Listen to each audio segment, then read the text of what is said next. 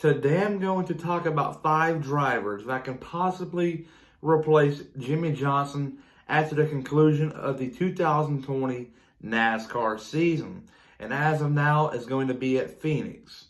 But let's get started. Ryan Priest, and you're watching William Blackwell on YouTube. Jimmie Johnson announced his retirement early in January, but since his retirement announcement, a lot of names have come and go. But starting off at number 5, I got Chase Briscoe. Chase Briscoe is currently racing for Stewart-Haas Racing in the NASCAR Xfinity Series. I know that he can possibly get promoted to a Cup ride next year for that team, but what if he doesn't?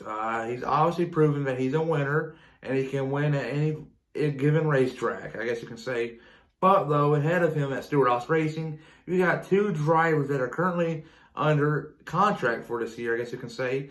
Eric Almirola, his Smithfield sponsorship, this is on his last year contract, and they can easily let him go if he does not bring in sponsorship money.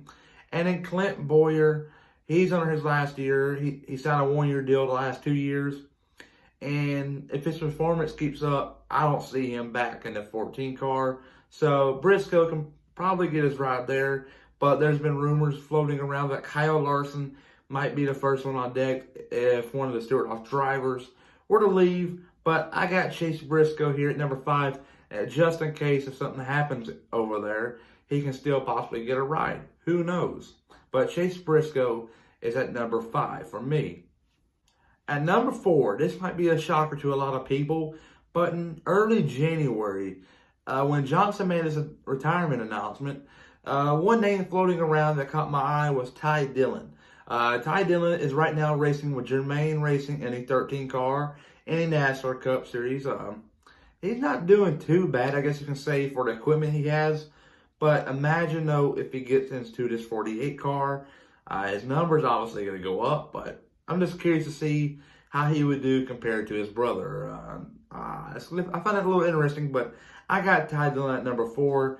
Unless something dramatically happens, I don't see him really going anywhere after the 2020 season. If anything, I think he ends up in RCR, but there's always the possibility that he can end up in Hendrick Motorsports. But I got Ty Dillon at number 4.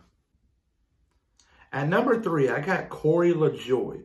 Corey LaJoie is currently racing full-time in the NASCAR Cup Series for Go Fast Racing. Go Fast Racing is a Ford team, but his contract is up at the end of the 2020 season, so he's obviously going to become a free agent unless that team keeps him, which at this point in time, I think if he's offered, I think he might refuse to sign it. He's got some talent, I'm not going to lie.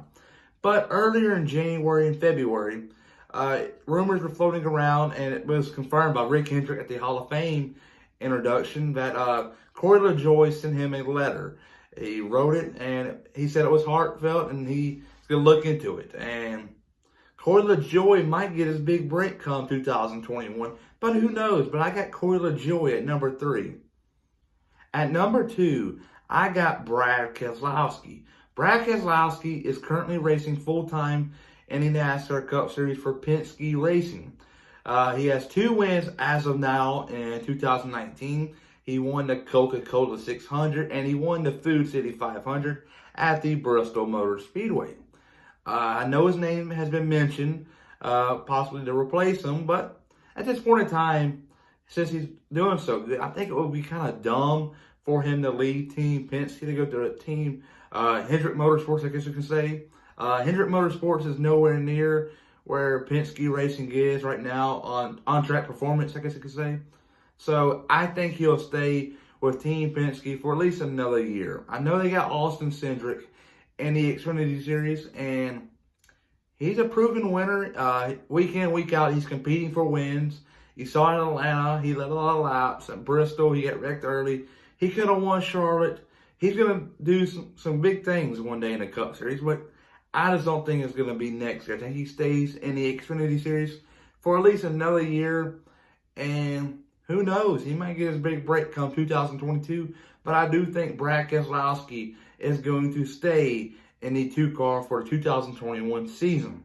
So Brad Keselowski in the 2 for another year. At number 1, the most obvious decision, I guess you can say, is Noah Gragson. Noah Gragson is currently competing full-time in the NASCAR Xfinity Series, racing for Junior Motorsports. And he happens to have his car owned by Rick Hendrick. And many of y'all might be arguing with me, but I thought Dale Earnhardt Jr. owned that car. He does. Don't get me wrong here. But you have a team and they'll split it up. And like for an example, Stewart-Haas Racing is not owned just by Tony Stewart. He owns maybe 2 cars. Maybe that's it. Joe Custer, Cole Custer's dad might own a car. I think he owns a 41 Custer right now. Gene Haas owns the 14, I think, and Stewart owns a 4 and 10. It's interesting there. For Michael Waltrip Racing back in that day, he owned a 15 while his brother Darrell owned a 56 and 55. And it was just interesting. Rob Kaufman, too, he owned one of those cars. But Noah Gragson is currently owned by, I guess you could say, Rick Hendrick. So it wouldn't be that big of a transition, I guess you can say, for the Cup Series from Xfinity Series. But you get the point, though. Noah has 2 wins this season. He won the season opener at Daytona. He won that race by a late race strategy where it had him and a couple other drivers have a big advantage in the lead, I guess you can say. And Kasha came out perfect timing, and he ended up winning that race. And you fast forward it all the way to Bristol. He wrecks his teammates, Justin Allgaier, and forces a overtime and holds off a hard-charging Chase Briscoe and Brandon Jones to pick up his 2nd win of the season. In Atlanta, the following week, he finishes 2nd to A.J. Allmendinger, and I'm sure if a couple laps added to that, he would have probably won that race, but who knows? But the season goes on. I think he'll at least get 4 to 5 more wins, so he might end up around 7 wins, maybe 6 wins, who knows?